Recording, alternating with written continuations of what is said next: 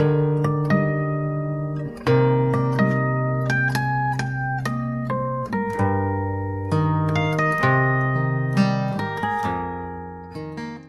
kay parang Jerry ay siya ay isang masayahing tao bukod sa pagkakakilala ng iba na akala nila mabait siya. Pero napakabait pala niya. Yun. Tahimik siya sa ibang tao pero pagdating ng magkakasama kami ay talagang napakaingay. Tumataliri din. Personality, yung memory masyadong marami kasi siya yung hinabol ko nung una kong siguro 3 days lang ako dito nung dumating galing Pilipinas. Siya yung pinakaunang road bike cyclist na nakita ko. So hinabol ko siya hanggang sa lagi na niya akong iniiwan simula noon. Minsan nang pumuntik na maiwan, hindi pumayag. Kaya ang message ko sa iyo, Jerry, bakit ba naman hanggang ngayon ay naipagpaunahan ka pa? Marami namang iba. Salamat sa mga memory at saka sa mga ride natin na pinagsamahan, pati sa mga kape na pinagsaluhan natin. Mag-ingat ka lagi at kita-kits na lang tayo sa finish line. Magandang gabi sa inyo. Nakasama namin si Jerry ng matagal talaga, matagal. Since mountain bike kami, magkakasama na kami niyan. Ang personality niyan ay pag nag-focus yan sa isang bagay, focus talaga. Hindi dapat talaga tatapusin niya, perfect niya. Hindi pwedeng iiwanan niya ng wala lang. Gusto niya talaga the best. Number 1 siya sa the best.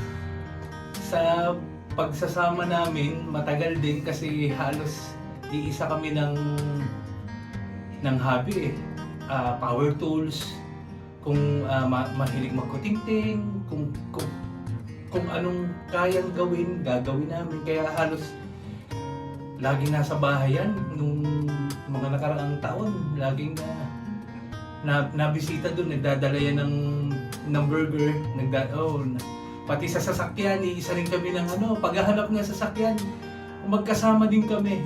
Ilang beses kami magkasama. Nakakalungkot at hanggang dyan na lang ang napagsamahan namin ng grupo kasi totoo lang napakasaya ng grupo namin. Hindi, para kami magkakapatid na hindi namin inaakala na hanggang dyan na lang. Pero darating ang panahon, doon din naman tayo pupunta lahat. Kikita-kita rin naman kami. Pagpe-pray na lang namin si Jerry para siya pati sa kanyang family. Nalulungkot kami. Kaya nga lang doon lahat pupunta yun lang masasabi ko. Mabuting kaibigan. Hindi perfecto, pero mabuting kaibigan. Kilalang kilala mo na. Lumabas na yung kanyang ugali. Kami din sa kanya. Yun din. Wala na kami tinatago. Halos para kami magkakapatid na. Kung nagkakatampuhan, nagkakabati, pero masaya. Pag dumating ang araw ng huling araw, kami pa rin ang magkakasama. Kaya Jerry, pagdadasal ka namin at saka pamilya mo na hindi namin pababayaan, titingnan pa rin namin pati mga anak mo. Sige, hanggang dito na lang, Jerry. Jerry po ay tagal na namin kasama at personality ay hindi siya pwedeng maunahan. Gusto niya palagi siya nauna. Kaya nauna na si Jerry na. Sa memories, marami. Sa Carrera, sa Nubali, sa San Pablo. May naalala pa nga ako kay Jerry na isa na karera na nung ko lang na siya nakita na umiyak pagiging competitive ni Jerry. Jerry boy, mamimiss ka namin. Siguro pag magra-ride kami, tatawagin ka namin palagi. Thank you. Mapayapang gabi sa inyong lahat. Ako nga pala si John Eric Saportesa, bayaw ni Gerardo T. Almira, kapatid ni Joanne, kung tawagin May. wala akong masasabi sa kabaitan ng aking bayaw. Naalala ko nung unang bili ko ng bike, siya yung nag-assemble ng bike ko. Siya yung tumulong sa akin kung paano i-assemble, kung paano ano yun, pandemic yun. Kung paano linisin, kung paano disassemble. Wala akong masasabi sa ugali ng kapatid kong yan. Wala kaming pinag-awayan. Halos wala eh.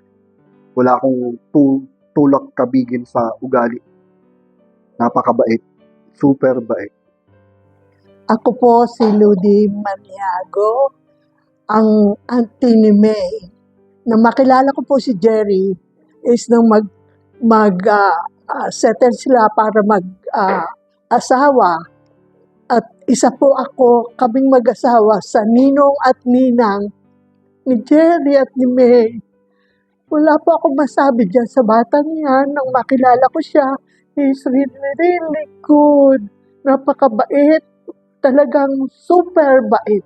Kung may masasabi po ako, masasabi ko pa mas mataray yung aking pamangkin instead of him. Na kung ako may gusto sasabihin ko sa kanya, and then, Jerry, sabihan mo yung asawa mo, sabihan mo yung po ang totoo, no? Dahil I trust him na talagang he's really good. Wala po ako talagang masasabi kaming mag-asawa. Ngayon, kung bumabalik po kami dito sa Pilipinas, tatawag lang ako dito sa aking pamangkin, Nini, susunduin niyo kami. Tapos sasabihin ni Jenny, auntie, walang problema. Nothing at all. Basta anytime, nandito po kami. Kaya ganun ko po kamahal at nang marinig ko po na sa asawa ko na hindi masabi ng asawa ko nang nawala na nga siya kasi that time may darating kaming bisita, so I was so in a hurry magluto at the New Year yun. Ngayon, sabi ng asawa ko, mahal, dito ka muna, mag-usap tayong mag-asawa. May sasabihin ako sa iyo pero don't panic. Sabi ko, ano yun? Ano yun, namatay? Namatay? Sino namatay? Kasi po, parang naaano ako sa ano ko na iba ang feeling ko nung sabi niya sa akin dito tabi tayo, sabi niya ganyan. Dito ka uupo sa magkatabi tayo. And then, yun nga sinabi niya. Sabi ko, sino? Is it close to our heart? Sabi niya, yeah, very close. Sabi niya ganyan. Na-shock talaga ako na sinabi na si Jeff. Sabi ko, bakit? Ay, kita ko pa lang siya. Christmas, kita ko lang po yung mag-anak. Masaya kami nag-uusap. Kaya talagang wala kami sa, na mawawala siya. And ngayon po, talagang, hindi ko, kaya pinilit namin na mag-asawa na makarating to, although na may allergy ako dyan sa mga bula-bulaklak na yan. Kaya sabi ko, I doubted na mahihirapan ako. Pero sabi ko nga, aanoin namin yung sarili namin just because of him sa pamilya niya. Dahil ganun po namin mag-asawa siya kamahal at ang pamilya niya. At kami pong family, we are so close to each other.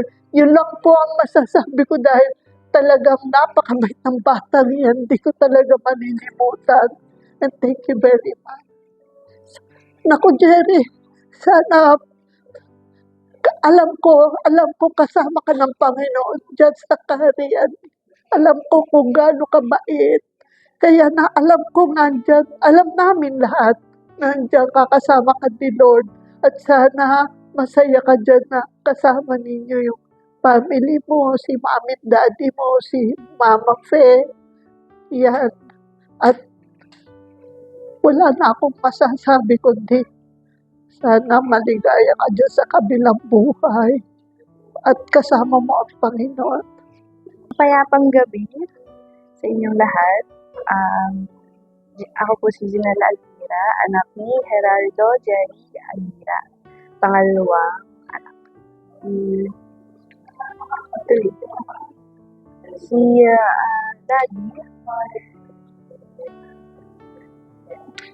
with Daddy's love, hindi mo pa-question. In short, sa kanya kami spoiled. Very, very spoiled. Kasi, with mommy, kaya niya kami sabihan na, no is no. Hindi pwede, hindi dapat. Pero, pag kay daddy, isang mo lang, sige, magkano, anong gusto mo, kailan mo kailangan.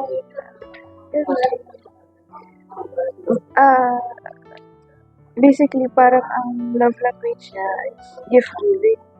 Hindi siya vocal, hindi siya pero if may iaabot siya sa'yo, iaabot niya sa'yo. If kaya niya, if talagang ganun siyang tao, ganun siyang magmahal, ganun siyang klaseng tatay.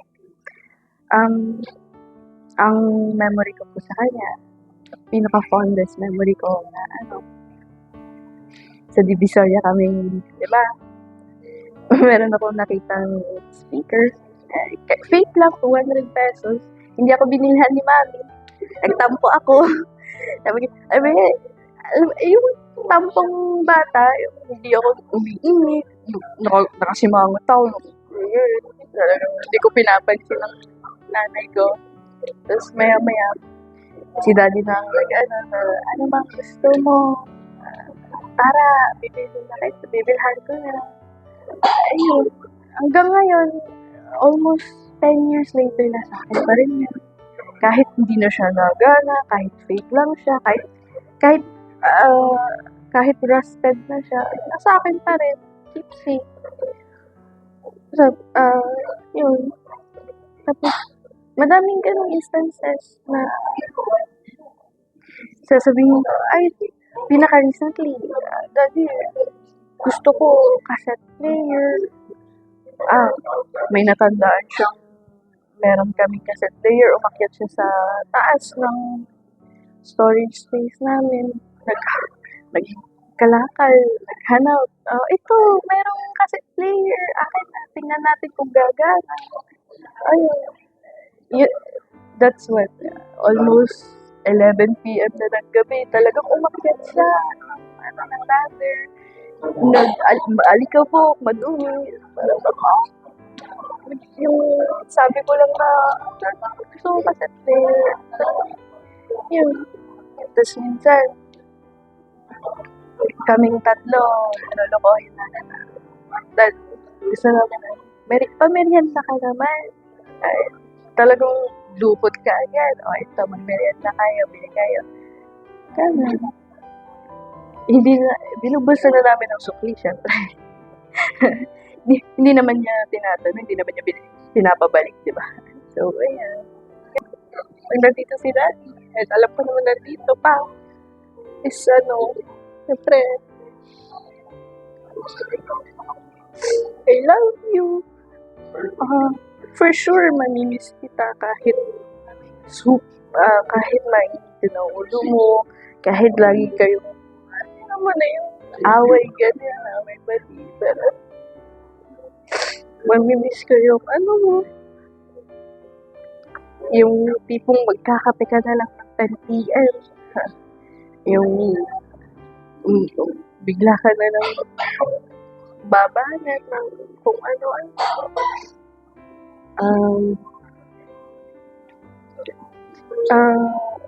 Diba, Daddy, hindi ako makaget over sa tamaris mong iniwan pa. Nandun pa rin sa freezer. Nag-iintay para sa'yo. Ikaw lang naman ako makain. Hindi mo pa naubos. Yun. Wish ko lang na sana na more time. Siyempre, kahit end of the world na more time. Pero, life. Ganun. I love you. Mapayapang gabi po sa inyong lahat. Ako po si Jamilia Almira, ang panganay na anak ni Gerardo Jerry Almira. Si daddy po hindi po siya nagsasabi na I love you. Hindi po siya nag-express ng love niya through words, actually. Ang pinaka-tanda ko lang po lagi sa kanya is through his actions and acts of service. Kasi ang equivalent ng I love you para kay dad ko ay ang pagkikis sa amin sa forehead, ang pagpapat ng head tuwing gabi na or matutulog, ang pagsasabi niya ng good night ka na, J-Lo, or ingat kayo sa school, or kahit nga yung simpleng tanong niya na kailan na uwi niyo, yun ang kanyang I love you na equivalent. So, para sa akin, ang isang biggest expression of love na ginawa ni Dad para sa akin ay yun, nung during the pandemic nga po na nag-lockdown na po ang Pilipinas. Especially nung time na yun na nagsisimula pa lang mag-lockdown ng Baguio City. Doon po sa hindi nakakaalam, ako pa yung nag-aral sa Baguio College. And nung time na yun, may mga nag-suspend na po ng classes and in-announce na po na magla-lockdown na nga po ang Baguio. May time na po na kung kailan ang sara, na po ng mga checkpoints. Eh, nung time na yun, tinawag ko agad sila mami at si daddy. Kasi nga po, hindi po tayo sure kung hanggang kailan lockdown ng pandemic. And nung tinawag ko po, sabi ko, Mami, Daddy, baka matagalan na ako dito kasi kaya pwede bang sunduin niyo na lang ako. Kung kaya naman, kung pwede. Kasi nga, di ba nung time na yun, nakailang months na lockdown. So, sabi ko, sunduin niyo na lang ako. And nung may akala ko na hindi nila ako masusundo kasi galing pang Pabbil ako din pupuntang Baguio. Ilang oras po yung 10 hours. Pero yun po, nagulat na lang rin ako nung tumawag ulit sila. Sinabi, Iya, magkayak ka na. Pupunta kami dyan. So, from Pagbilao to Baguio, dinrive ni Dad na walang tigil. Kaya nung 10 hours na yun, naging 7 hours lang na biyahe para lang sunduin ako. And doon ko na-realize na yun pala yung act of love ni Dad. Doon ko nakita talaga na nag-drive siya ng walang tigil, ng walang pahinga. And nagpahinga lang siya nung time na pauwi na kami kasi si Mami na nag-drive halfway through. Pero nung parang NLEX na kami, siya ulit yung nag-drive. Kasi kahit nagpahinga lang siya ng konti sa sasakyan. And nalulungkot lang ako kasi hindi ko na siya ma-experience ulit. And siguro sana, nasabi ko rin sa kanya na I love you, Dad. Kasi nagmana ako sa kanya na hindi ako nagsasabi na I love you. Yun lang. Mapayapang gabi po sa inyong lahat. Ako po ang paboritong anak ni Daddy. Ako po si Julia or si J-Lo po. And ako po yung bunso. And super malambing po siya. Lalo na po sa akin. Siguro ako, bunso din po si Daddy. Bunso po ako. Si Daddy po is sobrang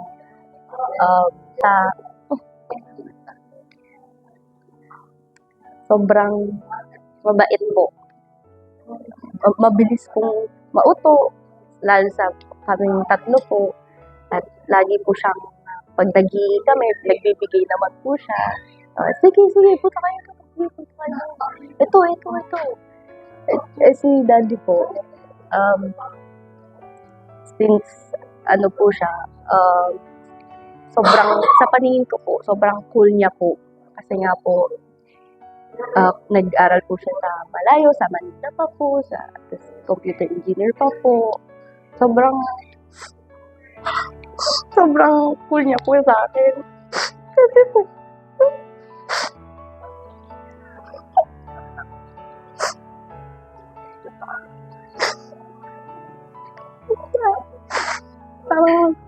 nilulook up ko po si daddy kasi nakikita ko po naman na sobrang hardworking po ni dad. Matipag po, sobrang sipag po. Lalo na po yung mga kwento niya sa amin nung college pa po siya, yung mga pinagdaanan niya po, yung nag-aaral po siya. Tapos, since first year college lang po ako, ang course ko naman po yung engineering na po. Kasi sabi ko po, yung dalawa ko pong ate nasa medicine field, yung isa po po. Sabi ko, ano kayo maganda? Sabi po ni mami po sa akin, mag-engineer ka kasi katulad mo naman dati mo. Tapos napaisip po ako, katulad ko si daddy. Sabi ko, ganun po ba? E di sabi ko, sige, mag-i-engineer na din ako para kay daddy. Kasi, so, naaanuhan ko na, sobrang cool nga yung mga ginagawa niya, yung mga nakikita ko naman din po. And di sabi ko, sige, mag-i-engineer ako para kay daddy. Kasi, cool. Kasi last napunta po sa, nung November, hindi na po ako nakauwi nung August to, edi, ayun po.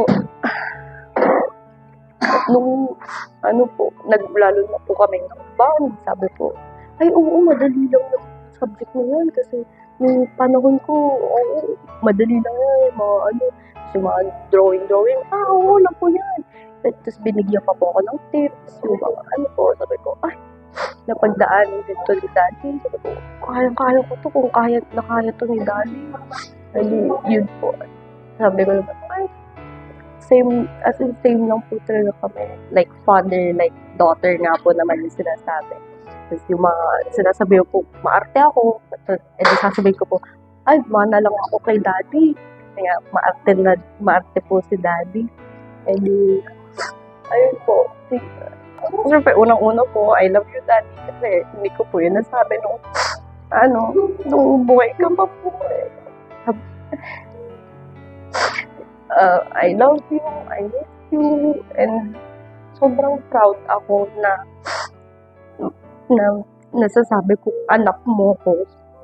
Kasi, ang dami mo nabigay sa amin, ang dami mo sakripisyo para sa akin. Although, hindi kami ganun kasi nga siguro, babae kami lahat, tas walang lalaking sa amin, sa pamilya. Masasabi ko naman po, ganito po kami, yung duo-duo partner po. Kasi, lagi po magkasama kami, kahit na po inaaway ko siya, di aaway din ako. Pero all in good fun naman po. Kasi at the end of the day, alam ko naman po na mahal ko siya. Ayun na. Sana. Kung nandito ka pa, or kung nakikinig mo ako, daddy, mahal kita. Miss mo, sana nandito ka pa kasi hindi ko na alam kung ang gagawin kasi wala na kami lalaki. Yung disciplines namin, wala. And sana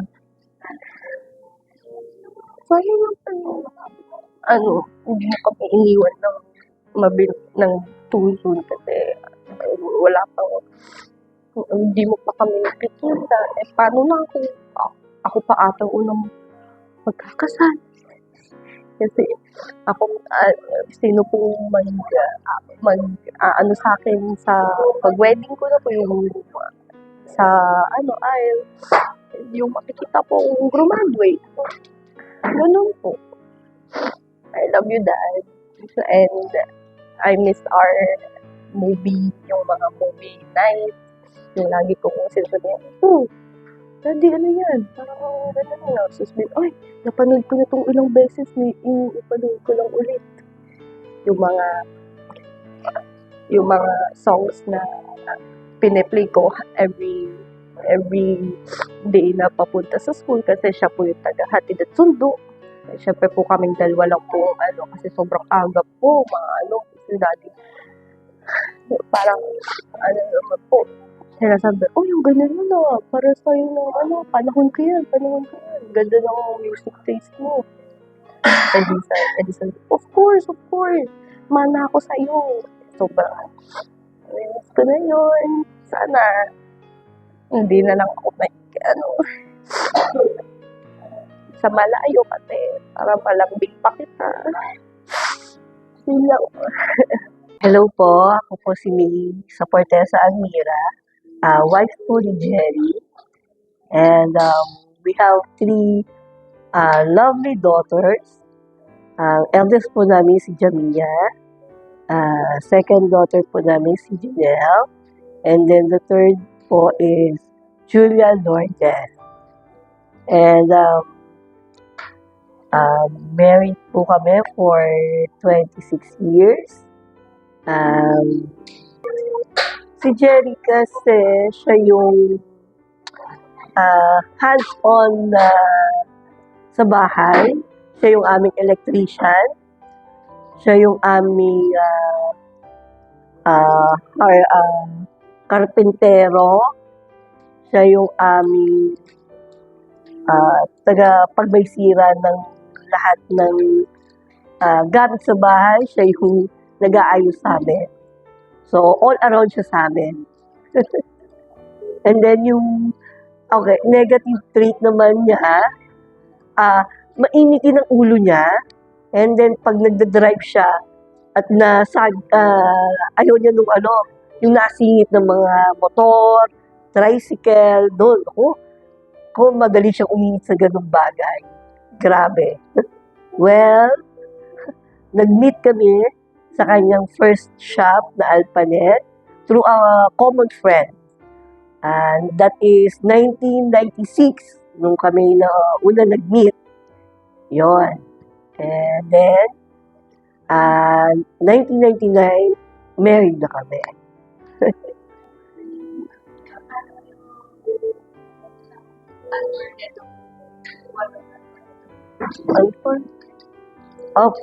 Syempre, marami naman kaming unforgettable moments. Pero isa sa gusto namin parehas yung to travel. To travel every other places na pwede namin puntahan, local, or kahit na sa ibang country, yung kaming dalawa lang, and with 3 kids, gano'n. Yun yung pinaka-banding na gustong-gusto namin. Kahit pagod, kahit puyat, pero doon, mahaba ang pasensya na. Kasi, na-experience namin yung kultura, at saka yung food. Siyempre, pareho kaming food trip lagi pag nagta-travel kami. Nung kami, yung first na negosyo namin, nag-fall down. And then, financially, talagang kami struggled a lot. And then, na-survive namin siya. May mga tao tumulong, nagtiwala ulit sa amin.